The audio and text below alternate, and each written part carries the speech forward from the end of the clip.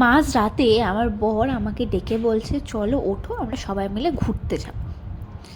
আমি বলি, কি বলছো এত রাত্রিবেলা? তুমি আগে তো আমাকে কিছু বলোনি ঘুরতে যাবে। বলো না, আমি হঠাৎ করে ঠিক করেছি আমরা ঘুরতে যাব। মা তাকিয়ে দেখি আমার বরমশাই তো পুরো সেজে গুজে রেডি, বলছে ওঠো এক্ষুনি তাড়াতাড়ি। তো যাই হোক, ঘুম চোখে উঠলাম, উঠে দেখলাম ঘড়িতে বাজে তখন রাত 1:30। তো আগে থেকে কোনো প্ল্যান যেহেতু নেই, উঠে তাই হোক তাড়াতাড়ি করে ব্যাগ গোছালাম।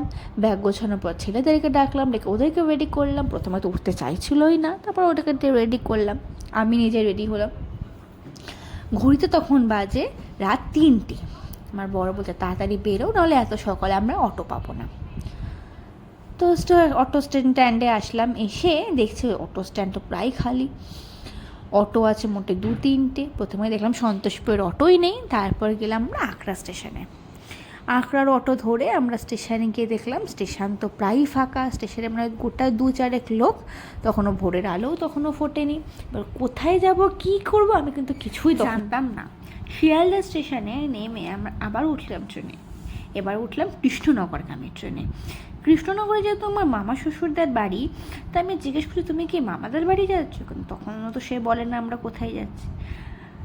আমার ছেলে তো ট্রেনে উঠলেই পাগল, বারবার করে ট্রেনের দিকে তাকাচ্ছে আর বলছে, মা আমরা ট্রেনে করে কোথায় যাচ্ছি ঘুরতে। আমার 2 ছেলে ট্রেন চড়তে খুব ভালোবাসে, আমাকে বারবার করে জিজ্ঞেস করছে আমরা কোথায় যাচ্ছি। ঠিক আমি তো নিজেই জানি না যে আমরা কোথায় যাচ্ছি। আমার বড়মশাই কিছুতেই বলবো না, বলছে সারপ্রাইজ, মামার বাড়ি যাচ্ছি না, অন্য কোথাও যাচ্ছি। যাই হোক, এরকম